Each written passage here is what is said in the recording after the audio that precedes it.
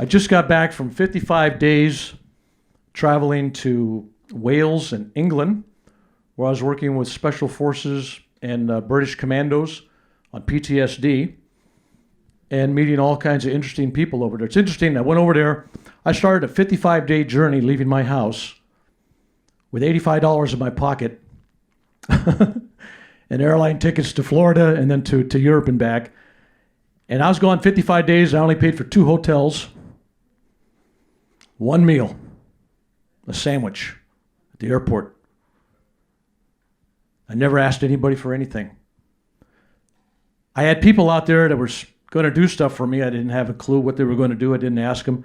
And wherever I went, people set things up, and there was an audience for me. Somebody set something up at the Tampa Bay Community Library. Big, huge room about this size. No posters, no advertising in the town at all. It was full. Word to mouth, I don't know. So at the end of that journey, because I was with these Special Forces guys and everything, and I was giving talks and stuff outside in the rain, I caught double pneumonia, had pink eye, strep throat, 2 ear infections, and a stomach infection. And when I got off the airplane at the airport in Orlando in July, I was bleeding in the ears, the mouth, the nose, couldn't breathe, and I ended up in a hospital. And doctor said I was probably going to die. That was July, beginning of July. So it's nice to be here in front of you guys, and I mean that honestly. It's nice to be anywhere. And as a background, for those that haven't read my book, there's some people read. How many people read my book actually before they got here? Okay, there's a few people that actually pre-read. Then I've had kind of an interesting, strange journey, and that's why I really call it a journey. Some people read my life story and they go, "Wow, how sad! All these terrible things happened to you." And I'm going, "What terrible things?" Everything that happened to me, just like you. Everything that happens to you, if you don't judge it as good or bad, it's what's supposed to be. And it makes you the person that you are today. And the belief system that you have today, and the people in your life today, would all been different had you done different things. So just because you lose a job or lose a spouse or get a divorce or get ill or get terminal cancer, whatever it is, all these things that look bad, they may be really good. I had a friend that this guy was very worldly, and then he got stage 4, stage 5, whatever the worst cancer you can get, and they told him he had 6 months. And he was all sad. And I go, what? I go, now you got 6 months. You know when you're going to go. And now you got 6 months to mend the relationship with your children that you haven't talked to in a year, and your ex-wife, and you got a chance to go to church and get your spiritual life in order, and that's a blessing. That's a gift to know that. Because there's people out here in this audience right now, you may drop dead tomorrow with no notice, and you haven't had a chance to prepare for anything. Now, I know you've had a lot of speakers come to you talking about near-death experiences. Now, just for the record, I've had about a dozen near-death-like experiences, and several that were the real deals. And if that's how you want to find God, great, it's good, all that kind of stuff. But you don't have to be dying to have a spiritual encounter with something on the other side. Through practice of meditation and through other methods, you can achieve that same thing. You're going to have people come to you that had near-death experiences, and they're going to go, "Oh, now I'm enlightened. Now I got great wisdom." Well, you know what? You had a great experience. I'm glad that you're back, but you're not enlightened. You may be more enlightened, but you're not enlightened. You're not self-realized. It's a whole big difference. But bless their hearts, because they're going in the right direction. Some people come back and totally change their lives around. So I'm asking you, you don't have to wait till you're having a near-death experience to turn your life around. Now, I'll start off with what I wasn't told to talk about, near-death experience, but let's talk about my childhood. When I was 8 years old, I was gravely ill, is the only way to say it. I was really terminally ill. And the county came in and took me away from my parents, and I was put in a county hospital, made a ward of the county, and I spent 1 year total bed rest in a county hospital, most of the time by myself. No books, no toys, no radio, no television, no newspaper, no schooling, no friends. A visit once a week for 15 minutes, and you think, "Oh my God," somebody read that the other day. Sharon, wherever Sharon's at. Yeah, you read that. Oh, sad. That was terrible. And I'm going, No. It's one of the most beautiful experiences I've ever had. There I was as an 8-year-old boy, and all of a sudden, I'm by myself, 24/7, Christmas, Thanksgiving, birthday, all that. And instead of being sad, I used that for an inward journey. I learned to meditate very deeply at 8, 9 years old and had a profound experience. I was laying on bed when I first got in the hospital, and they told my parents I was going to be dying. And all of a sudden, the whole room became a big glow of light. And I'm sitting up, and the whole room lights up, and it's just, for those that have had an experience, the light is brighter than you could see. You'd almost had to have dark glasses, but it doesn't hurt your eyes, but it's that bright. And then I see an unfolding of my entire life up to the age 59. Every major event that's happening in my life, I saw in that hospital room. Saw the woman I was going to marry. I'm still married to the same woman. I met her in 1960, in case anybody's keeping track. That's a few years ago. What houses I was going to live in, what was going to happen to me in Vietnam. And it opened up my eyes at a young age that, there's a reason that you're still alive. Each of us have our own destiny. In fact, I was told that. Each of us have our own destiny. Some of you don't think you have a purpose in life, or you don't have a destiny. What's purpose? Why am I still here? What's going on? And I try to tell my friends and people that ask me, you're here for 2 reasons: to love and to serve. And that doesn't mean you have to be giving away millions of dollars or inventing a cure for cancer or connecting and creating world peace. It could be something as simple as praying for somebody, loving a grandchild, playing with a grandchild, being kind to the person in a grocery store, or just being a friend.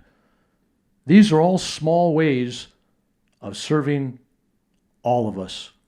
And I say all of us because when you have experiences and you go on the other side, you realize that at the level of consciousness, we are all one. There is no separation. People separate themselves. There's men, there's women, there's Republicans, there's Democrats, there's blacks, there's whites, there's whatever you got. Muslims, Protestants, labels. Take all the labels away. We are one. Now, when I was in the Himalayan mountains, up there by these caves, I went to this cave, and I talked to some of these old Nath yogis, and I kind of learned some things that they talk about. 25,000 years ago, I don't know whether you can believe that or not, they say 25,000 years ago, these Nath yogis had this theory, and they didn't have telescopes, microscopes, electronic scopes, all that stuff. They believed that when you were looking at the heavens, the starry sky, the cosmos, that's exactly what your body, the human body, would look like if it was blown up to that size. If you kept expanding the human body with the atoms, they didn't know what they were atoms. They said the life particles within you, the God particles within you, would be just like those suns and those stars out there. And they said if you went small enough, micro stuff, like a drop of water, it'd be just like the cosmos. Now, this is what they thought about 25,000 years ago. Now, science is kind of saying, yeah, if you expanded the body big enough, it's not solid. Nothing's solid. So, when the Bible talks about making man in the image of God, what did he really mean? Everything's made in the image of God if you believe in these life particles, these atoms or whatever they are. The chair, this microphone, you, me, the grass, everything is made exactly the same substance. And that substance is God. And the energy that moves these atoms and molecules around makes a sound. Throughout all creation, the sound is unheard by many, but it's there. The Christians call it the Amen, the Amen. The Hindus and the Buddhists, they call it the Om. But it's all trying to create that same sound of the universe. That's the sound of this energy moving through the universe, the sound of creation. I mention that because I'm going to go into a story. That's kind of what you wanted me here for. I was meditating. This was about early 1970s. And it was like a 3-hour, 4-hour meditation, a little long meditation. Anybody here belong to Self-Realization Fellowship? Just out of curiosity. Okay, there's a few of you. Okay, you might be able to relate to this a little bit. We're doing the Hong Saw technique, which is kind of a baby Kriya technique, meditation. And when I got through, I went to bed, I'm laying there, and on my nightstand is a picture of Paramahansa Yogananda, the last photo that taken of his life. It's black and white, it was a beautiful thing. And I'm just staring at his eyes, when all of a sudden, whoosh, I'm gone. Not like your normal astral projected body, because I'll talk about that too with the cord and all that. No, this wasn't an astral body. This was a rainbow body. I was a film of light, the colors of the rainbow. And if you watch the old Star Trek movies when they go into hyperspace, and they warp drive and you see those colors flash by, it's exactly what it was like. And I found myself traveling, what I thought traveling. I thought I was traveling. And for about 30 years, I thought I was traveling. I went to India and I talked to somebody and the guy just smiled and laughed and said, you weren't traveling anywhere. Your consciousness was expanding.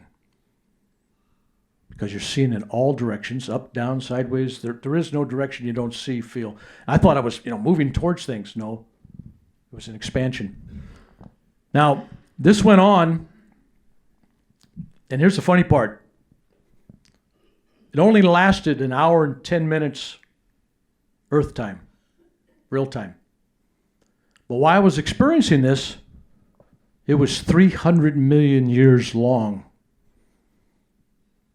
I mean, if you can even imagine that. It was like forever. As close to forever I could ever imagine. And I'm traveling with this rainbow. And I'm seeing colors that I've never seen before. I'm hearing sounds and music I never heard before. And the whole universe vibrating with this most magical Om sound. And it got me to thinking, because last week my grandson in the 6th grade, he learned something and he shared it with me. He says, Grandpa, dogs only see 2 primary colors. I go, really? He says, yeah. And man has 3 primary colors and everything else is a variation of that. He says, but there's some animal in the sea, some lesser animal that sees 16 different primary colors. Now we can't even imagine what those are because we can't see them.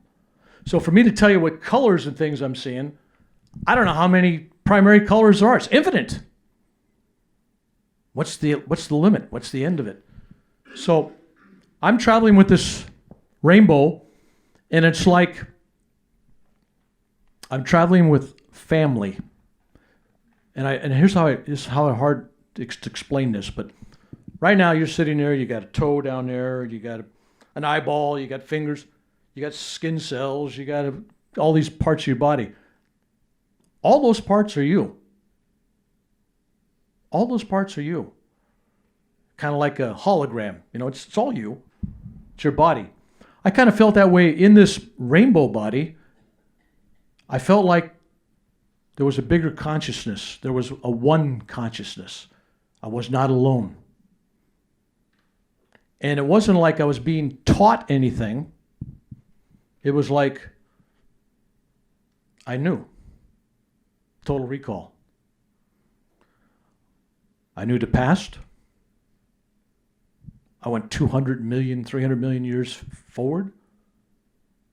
And that whole time, I'm in just constant bliss.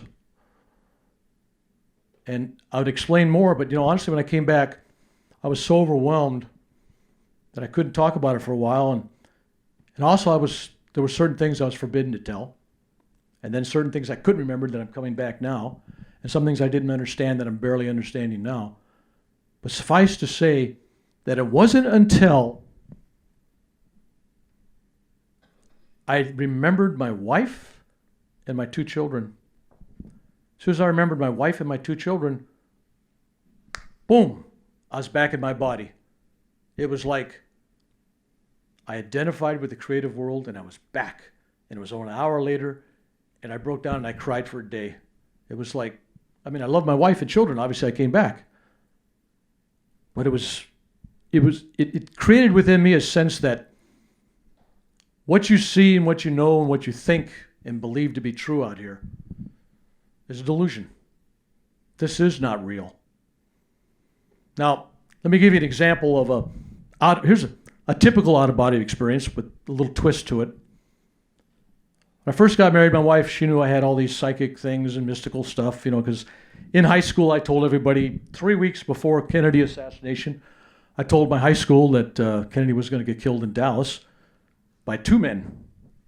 So what do I know? But anyway, all my visions of it, I saw 2 guys shooting him, a guy in the grassy knoll and then the guy up in the tower. So I could be wrong at times, I guess. The government says I'm wrong, so I'm wrong. But anyway, so we were married the first couple of months, and we were living in a townhouse, and it was one of those hot days. Now, you guys get hot days. About 105 degrees in Danville, California. And downstairs had a little air conditioning in the window, and that was the only place that was air conditioned. Upstairs was hot. I finished my meditation. I was upstairs. My wife says, I can't take the heat. I'm going downstairs. Now, I really love my wife. I miss her and everything. And I'm laying there and I'm going, boom. And next thing you know, I'm on top of the ceiling. I'm looking down at myself.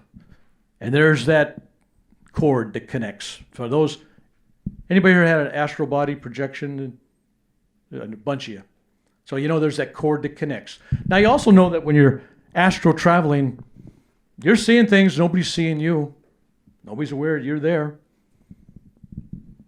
So I want to see my wife. So I float downstairs. I float through the wall, down the stairs, across the floor, and she's sleeping on the sofa. And I sit on the sofa. And immediately the sofa starts to float, levitate about 18 inches off the ground, moving around the carpet. And she jumps up startled, and she looks at me, and her eyes are like silver dollars, just, whoa. It's really scared her. And I'm looking at her and I go, wow, she can see me. This is cool, that's different. And I told her, whenever you need me, not when you want me, but whenever you need me, I'll be there for you. And then she got really scared. And of course, as soon as she's scared, it cut the energy off. Boom, I fall back into my body. And for those that had astral projection, when you go back in the body, how heavy you feel. You go from no weight to thousands of pounds, it feels like. It's just boom. So the next morning, I get up, join her for breakfast, and she says, oh my gosh, Bill, I had a terrible nightmare last night. And I said, no. Let me tell you what you saw. And I told her the story. And she goes, of course, she got angry at me and told me never do that to her again. But she doesn't mind me coming if I need her, but don't do that to her again. And then there was another kind of projection I had. I'm telling you these because I want you to realize there's more than one way to have an experience outside of your body without dying. Last about 4 or 5 years ago, I had an operation. I've had many operations, but this was a heart surgery. And actually, it was a heart procedure, which is a whole different thing. And I'm laying there on this cold table, getting another stent. And all of a sudden, boom, I'm on top of the ceiling of this operating room. Now, I'm wide awake laying there. And, those that have had stents, you're not unconscious. You're laying there, right? Just a local. And I'm looking down at my body down there, and my body down there is looking up at me there. I'm going, well, that's interesting. And then when I thought about that body down there, all of a sudden, I'm back in that body looking at me up there. This is going back and forth. Wasn't under anesthesia, general anesthesia. I was totally wide awake. So when it was over, there was an Indian doctor that was doing this, and I told him, and he looked at me and he goes, yeah, happens all the time. I go, really? Okay.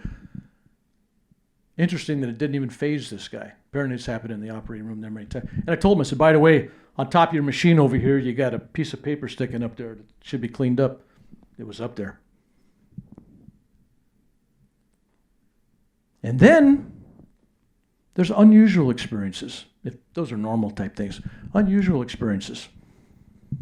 I was meditating one day very deeply, and all of a sudden the whole room lit up. I felt like somebody was looking at me. You know the feeling when somebody's looking at you, somebody's staring at you? So I'm sitting in a chair doing my meditation, and I look up, And there's this glowing sphere, size of a basketball. And it's just glowing like a little sun with little rays coming out of it and everything. Bright. And I looked at it and I just stared at it.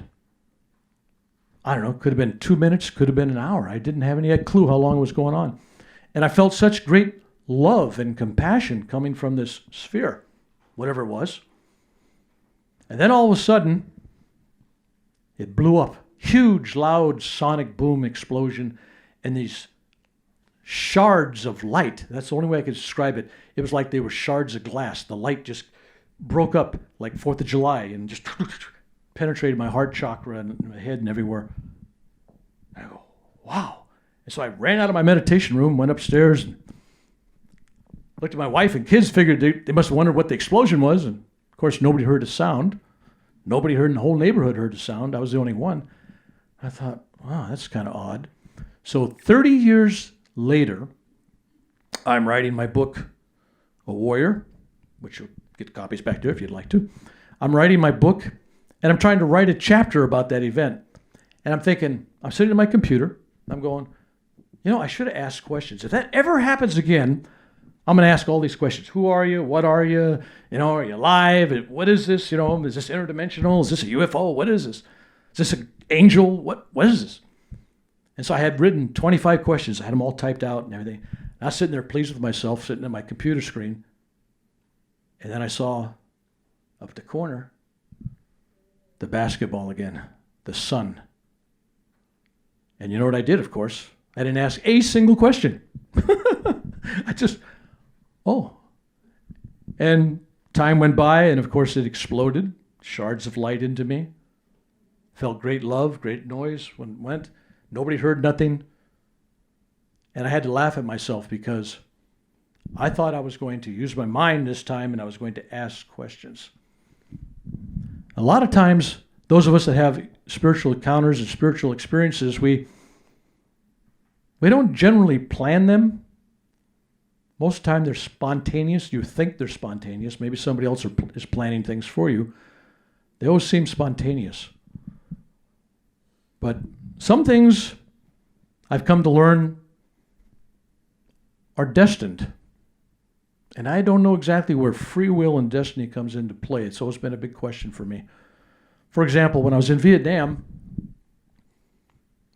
I would know which helicopters were going to crash, who was going to get killed, who was going to get wounded.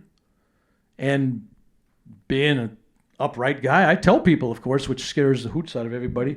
And of course, nobody listens to you. I went out to this helicopter one day and mine was being repaired, so I went out to this new other helicopter and I was told, fly it because I'm on flight status. They needed another crew chief door gunner. I said, okay. But when I touched the Huey helicopter with my hand, just as long as that takes to tell you what happened in that period of time is going to take me 5 minutes, but it was instantaneous knowing. I saw that helicopter crash, twist itself apart in the jungle, bodies flying out, everything on fire, and everybody being killed. And wow. And I believed it. I knew that was exactly what was going to happen to that helicopter. So I tried to explain that to my commanding officer and everybody, and this thing's going to crash and burn. And I asked for another set of eyes to come out and examine the helicopter, see if something was wrong with it. And because I wouldn't sign it off, I said something was wrong with it. And then I refused to fly in it. Now, this is combat. It's a direct order. I'm on flight status. That's your assignment. We're sending you out on a combat mission. You go on that helicopter. And I said, no. Well, you're going to be court-martialed. Do whatever you want to do. Put me on another helicopter. I don't care. But that's going to crash. No one's coming back. So the next day, so I go back to my hooch, and there's a brand new guy there, Al Durrell. He just transferred in from Saigon, where he was some kind of paper guy, early computers with the IBM cards and all that. And he wanted a little action, so he volunteered as a door gunner. About the worst assignment you could ask for as a volunteer. And when I saw him and I was introduced to him, when I shook his hands, I started to cry. And I realized, 21-year-old man at that time, and I'm starting to get teary-eyed, and I'm looking at this guy right in the eye, and I go, Al, if you go out tomorrow, you're never coming back. And he goes, yeah. I ain't even on flight status. I haven't even taken a flight physical. I don't have a flight helmet. I just got here. And I went on. I said, no matter what happens tomorrow, don't get on that aircraft sitting out there. Don't. Of course, everybody got spooked and everything. And of course, a lot of people thought I was crazy. I was cracking up. Next day, I get out and I fly on a different helicopter. That helicopter's left because they don't have a crew for it. But something happened during the day, and they needed it. And they couldn't find another door gunner, so they got Al. And Al went out, and there was an empty seat on the other side where I normally would have sat. And he went out. Now, a helicopter can fly 2+ hours before it runs out of gas. I come back in on my mission. I see it's gone. I go to the commanding officer, and I go, hey, what'd you do to let that helicopter out? And he says, hey, look, you're an E5. I'm running this outfit. I'm a major, right? And I'm going, it's never coming back. He says, no. I said, where's that now? He says, well, we're not exactly sure where it's at. It's a couple hours overdue. I said, it doesn't have that much fuel. How could it be too? So another hour or so, they decided to launch a search mission. And they asked me if I wanted to go along. I said, yeah. And so we get up in a helicopter. Nobody knew where it was at. And smart aleck pilots go, okay, Mac. They used to call me Mac. Okay, Mac. Where do we go? Where do we fly? I just do this. And believe it or not, they flew the direction I pointed. And we're flying along, and it's getting dark. And pretty soon we see a faint glow in the distance in the jungle. A forest fire. And around this little forest fire, when we flew over it, was the remains of that helicopter, twisted and turned and bent, and all the bodies of all the passengers and the crew dead. Army didn't listen to me before, but afterwards, they sent a couple interrogators, brought me into a hot tent with a 100-watt bulb over my head, sit me on a stool, and questioned me for about 2 or 3 days on how I could know it was going to crash and burn. And obviously, they're going to be watching me for the next umpteen years to find out how I did this. And it wasn't until about 1998, 1999, that one of my pilots got a hold of the official records on that and found out exactly what happened. It was a trunnion bearing, froze up. Anyway, it was a mechanical problem. But they never came back to me to apologize. And I thought, well, geez, these guys don't understand anything. So that followed up with another mission shortly thereafter. I'm sitting on the runway in a helicopter waiting. We were on command and control ship. They called C&C. And our job was to take commanders for ground troops out when there was some action, and we drop them in the thing, and then they would be in charge. And there were South Vietnamese soldiers, about 150 of them or so, that were fighting. And they all of a sudden encountered a force of up to about 500, combination North Vietnamese, Viet Cong, they weren't sure. But we had 9 helicopters that were out there flying around. They all got shot. They all picked up rounds. And so the gunships and the slicks all left back for the base camp. And we were left in the air by ourselves. And that's when the commander goes, we want to be down here in the ground. We got to be down there. Now, 3 days before, I've been flying all that time with just a flak vest, which is nothing, won't stop a bullet. 3 days before, they came to me and my gunner and said, would you guys like to try out a new a little ceramic armored plate to wear in your chest and your back? And, okay, we'll give it a try. Well, I had it on this day. And what we did was we put because it's 25 pounds, we put one on the front and the one on the back we took off. We put it under our seats because it was just a canvas seat. We wanted to protect everything down below. And when we landed in the LZ, all of a sudden, every bad guy down there was shooting at us. Every bad guy. Rounds going everywhere. And then we let this guy off. He gets off, and he turns out he's a double agent. He's actually an officer in the South Vietnamese Army, but he's also apparently in cahoots with the VC. And he thinks nobody's looking at him, except my pilot saw him. And he puts in an 18-round clip in his automatic weapon. And he takes it aim right at my chest and lets off 18 rounds. Just as I turn around, I just see light coming at me. hits my chest protector, explodes. I fly back against the wall of the helicopter, and we're leaking fuel and everything else. But here's, to make a long story short, because we crash, I empty 2,000 rounds of ammo. It's a long story. I got a Distinguished Flying Cross and a Purple Heart that day, but I don't want to get into that stuff. You're not here to hear war stories. Here's what's interesting. Eventually, we got rescued. We came back, and they looked at the other side of the helicopter, because when we crashed, and I got the pilots out, and I went around the other side, the gunner sitting on the other side, I'm on this side facing this way, he's on that side facing that way. He was slumped over. He had 17 holes in him, and there were 17 exit holes on his side. But on my side of the helicopter, where the gunfire came from, not one entry hole. Now, even if there were, there's a transmission housing that sits between us and metal and everything else. So somehow those rounds came, one hit me in the chest, exploded. I had a little fire coming out of this chest protector, smoke. And the other 17 rounds ended up coming out of shrapnel on the other side. So the Army didn't understand this. And of course, they brought guys out to investigate, and I told them my theory that, I'm protected, so supernatural going on here. And they didn't want to believe it and all that. And I said, okay, great. Now, the reason I'm telling you that story is because, fast forward now, that was 1967. Fast forward to 2013, 2012, 2013. And I get a call, and I look at my phone. It's from Langley, Virginia. I go, what?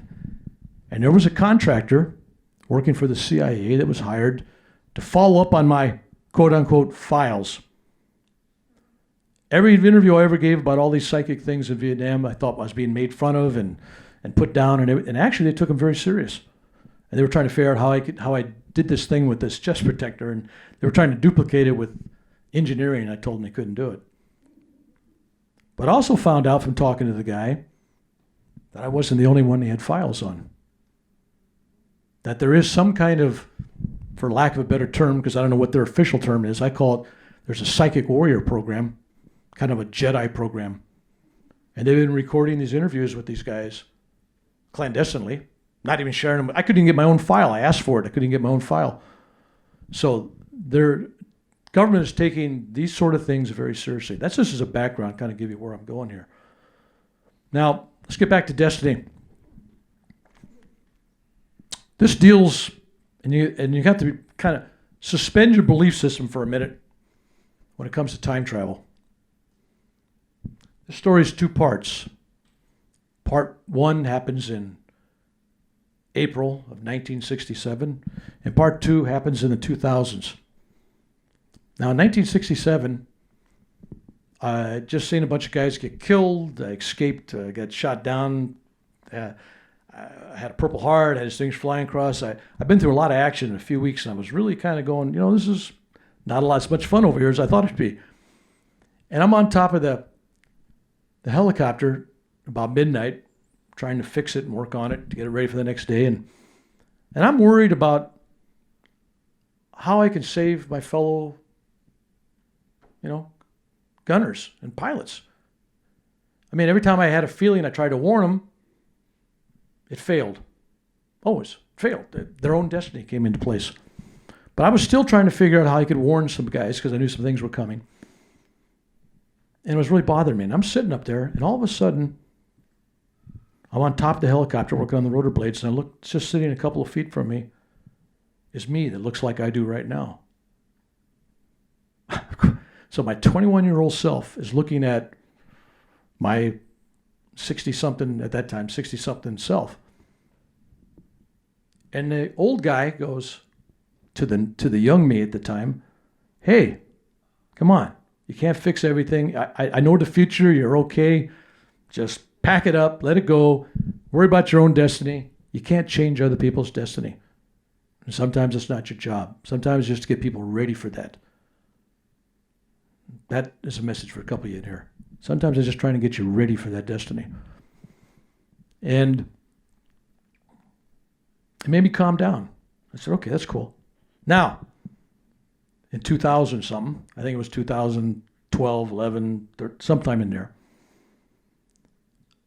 I'm laying in bed late at night, and I'm worried about family members, people on my prayer list, people that contact me on the internet. All these different people have problems, and I know, here's a terrible thing. You know something's going to happen to somebody. When do you say something? When don't you say something? When do you interfere with their life? When do you change their destiny? And I had that same thing going again. Like, I got to tell these people. I got to do something. And next thing you know, I'm not there. I'm sitting on top of my Huey helicopter, the now me, the old me, and I'm looking at the young me. And I'm going, wow, we've done this dance before. And the young me says, hey, you're back. Hey, remember what you told me last time, not to worry about it? You can't change people's destinies? And he gave me the same advice that I gave him from the future, except I'm getting it from the past. And I'm going, wow. It's like Richard Bach. Anybody read Richard Bach? Jonathan? Okay. It was one of those kind of moments. And when I came back, I realized that the young me and the old me somehow, through time and space, were able to have conversations 40-something years apart. But there is no time. There is no time. All time is now. And that's why when people talk about asking forgiveness, changing your life, doing meditation, for example, if you do Kriya Yoga, it said when you're doing Kriya Yoga, it's a type of Kundalini raising energy meditation, that you can actually burn past karma. How do you burn past karma? Well, with time travel, nothing's impossible. You change who you are now, you change the past. You change who you are now, you change the future. But there are certain things that are destiny, and I'll talk about one of them. I went to India I went many times, but in 2010 I was there, and I was at this ashram, and the guru took me aside and he said, Bill, I want you to go down to Pune, and I want you to get a Nadi palm reading done. Does anybody have a clue what that means? Because I didn't at the time. Anybody know what a Nadi palm reading is? Yeah, somebody. Okay, it's more than me. All right. I'm thinking palm reading, naughty boy. I had no clue what he was talking about. And so he tried to explain to me that 2,500 to 5,000 years ago, that these great holy men, these rishis in India, channeled, kind of like you channel things, channeled all these future lives. Some in the 1100s, 1200s, 1800s, 1900s, 2000s, 21 something, all the way to some foreseeable future. Millions of people. And they had these guys, scribes, write down information about these people on palm leaves. They cut the fronds off, and it's just on the base part of the palm.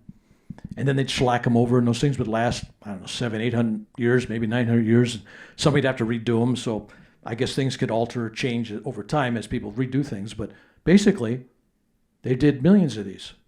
And so I'm listening and I'm going, yeah, sure, okay, yeah. And I said, and how do you find these?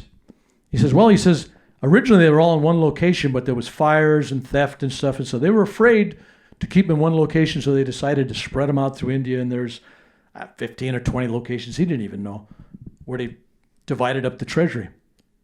So if you have one of these palm readings, then you got to figure out where it's at in India. That's one problem. Second problem is they don't file it by your name. They file it by your thumbprint. Now, if you're a man, it's your right thumbprint. If you're a woman, it's your left thumbprint. And I'm going, what? So it made no sense to me. And I told him, I said, I don't want to spend the money, to go down there to some fortune teller guy. I figured they're kind of like a mentalist act. If you've ever been to Vegas, they look like they really do. They manipulate your thoughts. They figure things out. But he insisted that for me it was going to be true. I said, okay, great. So I went down there, and I gave him my thumbprint. And an hour later, and I told my friends, I says, don't mention my wife's name. Don't mention anything about me, where I'm from, nothing.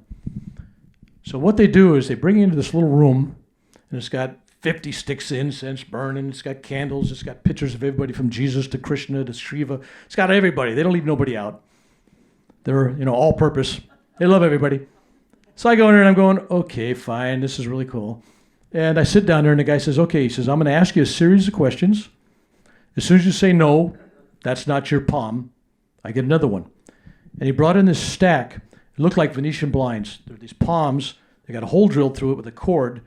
And you read one, has all this information, and if it's not you, you go to the next one. So he did about 6, and they were close, but no bananas.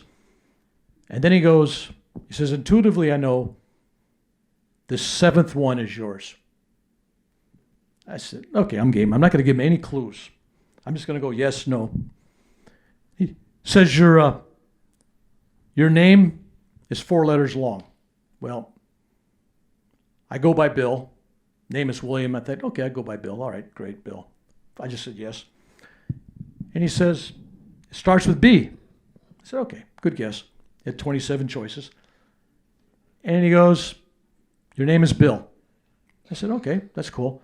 And then he goes, and your father's name is exactly the same as yours. I'm Junior. I'm going, wow, it's exactly the same. Yeah, that's true. And he says, as was your father, meaning he's dead, and he's dead. And then he goes, and your mother's name, and he had trouble pronouncing. He says, not sure, this looks like an Italian name. Is it Marcella? And I go, yeah. I go, wow. And then he said that she's dead as well. And I go, yes. And then he goes, and your wife's name, all right, now I'm going, okay, now you got my attention. And your wife's name is, and I'm paused, I'm waiting, Carol. I go, when was this written? 2,500, 5,000 years ago? They know I'm going to marry Carol? Think about that. Talk about destiny and fate. I'm going, wow, this is interesting. And then he goes, and she graduated from one of the best universities in the country. Yeah, Berkeley. I guess Cal Berkeley is a good university. It's not USF, but we'll forgive him. And then he goes, and you got 2 children, a boy and a girl. Yeah. Both married. Yes. Both have children. Yes. Both love you. And I go, well, you'd have to ask them, you know. And then he goes, and your birthday is March 16th, 1946. I'm going, wow, that's a pretty darn good guess. You had a lot of days to pick from, right? I thought if you just got the year, I'd be impressed, because a lot of people don't realize I'm 70. So, and I'm going, yeah. Now I'm a little more curious, because now it's random. And then he goes, but we're unsure of the hour. And I go, these guys are human. They don't know the hour. He says, we think it's either 1:10 or 1:17 or 1:20 or someplace in there. And here's the funny part about that. When I was born, my mother went into the hospital in San Francisco, and she's already had a couple children. She knew she was getting ready to deliver, and she tells her, I'm getting ready to deliver. They go, no, you're not. You have to have an enema first. And of course, a lot of people are born with silver spoons in their mouth. I'm probably one of the first to ever be born in a bedpan. God knows what I had in my mouth. But anyway, but they didn't bring a doctor in till many minutes later. And the doctor had to guess at what time, and his guess was, let's see, 1:10 to 1:20. I'm here now, about 1:15. So the doctor didn't know, and my birth certificate's a guess on what time. And so for these guys to do this reading, and they're guessing because they didn't know what time either. I go, wow, that's really odd. And then the guy goes, now, to prove to you that you're here in the time and the place that you're supposed to be, and get this reading now and not next year, not 10 years from now, or not last year, is this question. I said, okay. He says, you recently worked on, and he stopped. He says, now, my intuitive feeling is this thing was originally written as to say you recently worked on a play. He says, but no. He says, my intuitive feeling is you recently worked on a movie, but not as an actor. And I just did. 3-4 weeks before I left, I helped rewrite a script. I gave some script ideas for a movie, The Trooper. And I'm going, nobody in the ashram knew that. Nobody in India knew I worked on it. And had I been at any other time, that would have not been a true statement. And I was impressed. So then he went through a whole list of other stuff, and, this, that, you write books, you just, on and on. 40 questions, all yes, yes, yes, yes. He gets through. I pull out my wallet. I'm getting ready to pay the guy. I thought that was it. Okay, big deal. Okay, I found out all these neat things. But he goes, no, that's not your reading.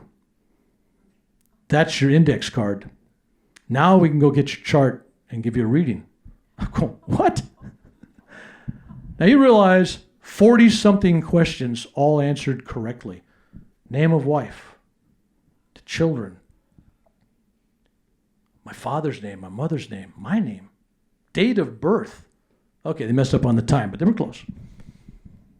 And I'm going, wow. So 6 hours later, they called me up to this room, and my guru had asked for certain things on this reading. He wanted to find out. He wanted me to ask them, in my most significant previous life, not necessarily the last one, but in a previous life that they're going to read, what was my most significant sin ever in that life? And I go, holy cow, man, this could be brutal. What's your worst? I mean, you got the imagination. What's the worst sin you could do in a lifetime, right? So it goes back. And first off, they start off with your past. And then they tell the current future, even before you got there, up to you getting there. And then they go on to after you leave there for the next length of time you have left on this earth. So they start with the past. And he says you were, in a previous lifetime, significant previous lifetime, you were a head of an ashram working for your present-day guru. Well, you were esteemed, you were well thought of, you were moral, all that kind of stuff. I'm thinking, okay, I'm going, this is good so far. So what's my worst sin? And they go, and your worst sin was a thought. I go, what? I had a thought about a married woman. I fell in love. Didn't do anything, according to them. Didn't do anything, didn't plan on doing anything, but just had a thought. And the guru picked up on it, zapped my mind, and my mind went kind of like in a different state. And I left the ashram and wandered around. And according to them, I ended my life, the last moments of my life were in the Ganges River bathing. I come up, and there's a blaze of light, and Lord Shiva's light there, and I leave in a rainbow. And according to the chart, according to what they said there, that's happened every lifetime they could go back on this chart on. I thought, okay, great, okay. So it makes a nice story. At that point, I'm going, yeah, okay, it's a nice story. Everybody like to believe that, great. And then the guy looks at me and says, well, think about it. Why would we tell you about having your mind zapped with that, working for that guru? Why did we tell you that? What's the significance of that today? And I'm thinking, when I first met this guru,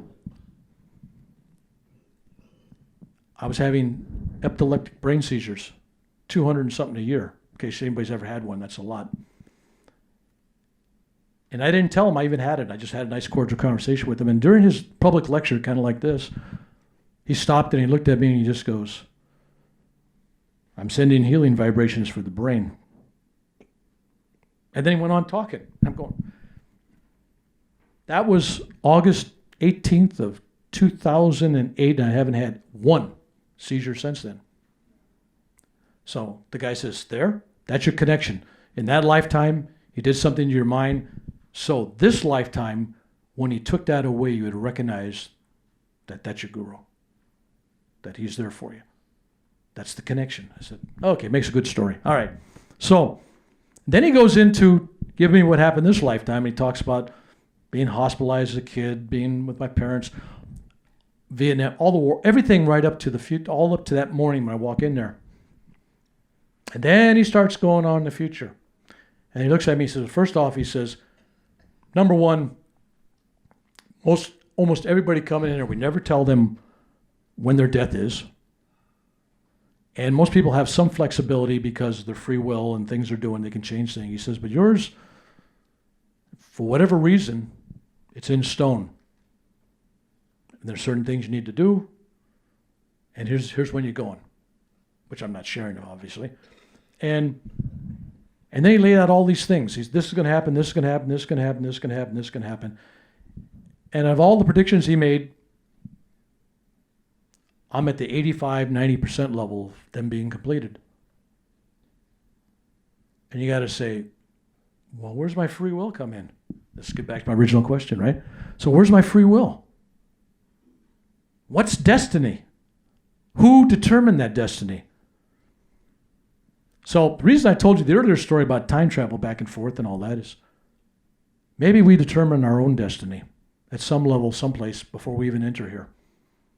Maybe we sign a contract and we commit to a certain thing. Now, for those that have had near-death experiences and have had life reviews and stuff, and people have been on the other side for a while, and people that have channeled, we got a couple channelers here, I know. Do you know that sometimes there's a commitment made on the other side before you come into this life? You're going to take on certain burdens, certain tasks. You're going to ask for certain parents. Think about this. Everybody likes to complain about their parents. That's the national world game. We chose our parents at some level, or they were assigned to us because we needed them. We had something that we had to work out with them. And for those of us that are parents, we got to look at that with our own children and realize, why are we here for our children? What do we need to work out with them? What can we do for them at this stage of the game? So you can moan and groan, and if you read my book, you go, oh my God, he's a victim. All this stuff happens to him. He gets blown up. He gets shot. He gets all... No. Everything that happens to me